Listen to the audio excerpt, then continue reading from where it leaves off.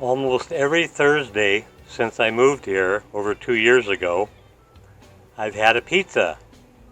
Usually I make it large enough that I could have half of it on Thursday and then the other half on Saturday. Sometimes I make a smaller one like I did today. This Coleman Camp Stove will also cook a 10-inch pizza, 10-inch frozen pizza, Red Baron, Tombstone, whatever. Does a good job on that. You need to bake those a little longer. This one I baked for 15 minutes. I get it up to about 400 before I put it in there. And that takes about 10 minutes to get up to 400. It's got a thermometer thing on the door. I have no idea if it's accurate, but that's what I use.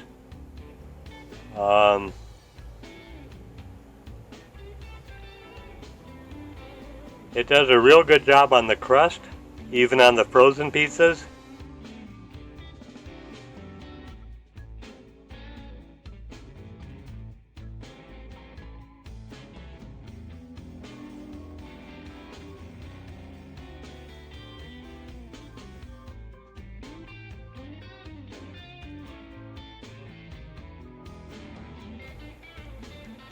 But I have several boxes of Chef Boyardee pizza maker, and that's what I use for the crust and the pizza sauce.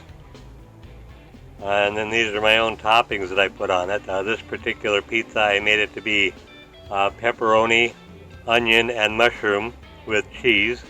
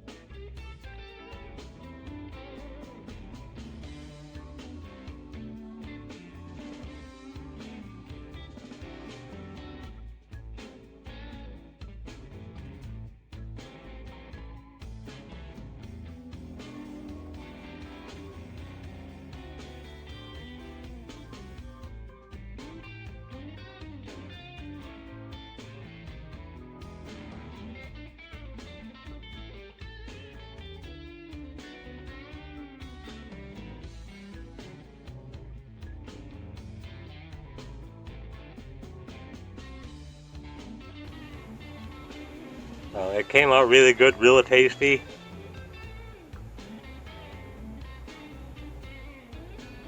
Gotta have my pizza. I used to work in a pizza restaurant 5 nights a week. So I would have pizza 5 nights a week for dinner. Loved it.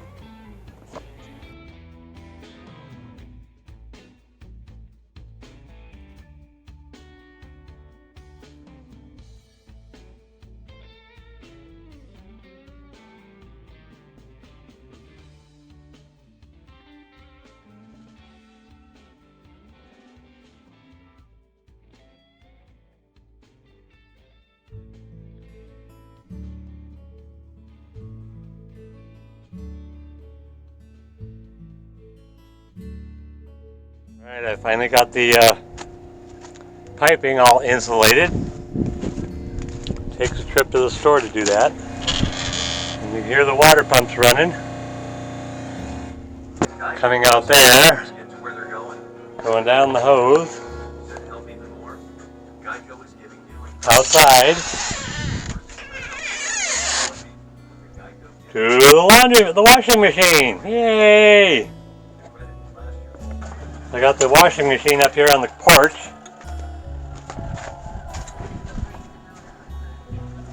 And I got the drain running all the way down to that mesquite tree. I kind of wanted to have it going to that Palo Verde, but I only got one more section of gutter pipe and it wouldn't get it close enough, so I decided to go to that mesquite tree. But the major difference between this and the way I've done it before is now it's hooked up to an on-demand water pump. So when I need the water, I just turn it on here at the washing machine, or turn it off here at the washing machine, rather than having to run back and forth between where the washing machine is and the water pump I had on the RV.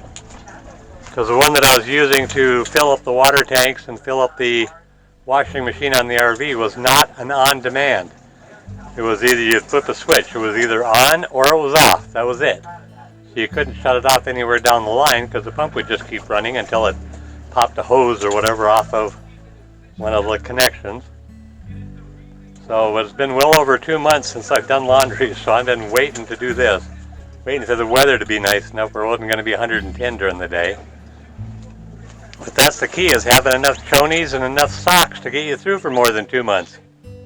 I can wear pants and shirts for several days, but I got to change my chonies and socks every day. So having more than enough to get for more than 2 months is, and I'm running out. That's why I got to do this today. So it's working good. I love this little thing. Ooh, look how dirty that was. A bunch of my wash rags and chonies.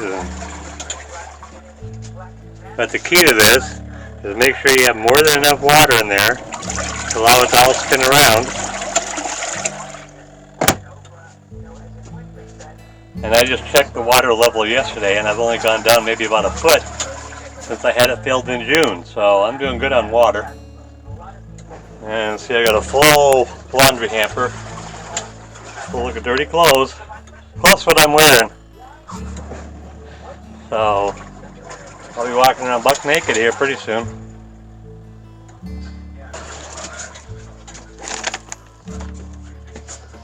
And I got my chair right here, so I can bring up my little table and a laptop if I want to sit out here and be online all day.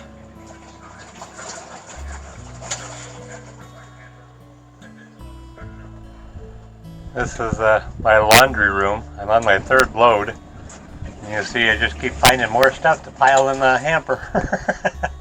But the main thing I wanted to show you was my laundry room. This is a view I get. And you can see the mountains are starting to clear up almost completely.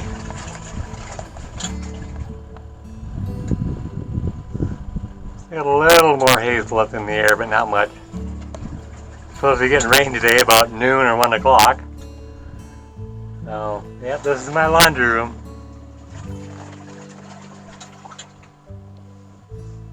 There's my my clothesline.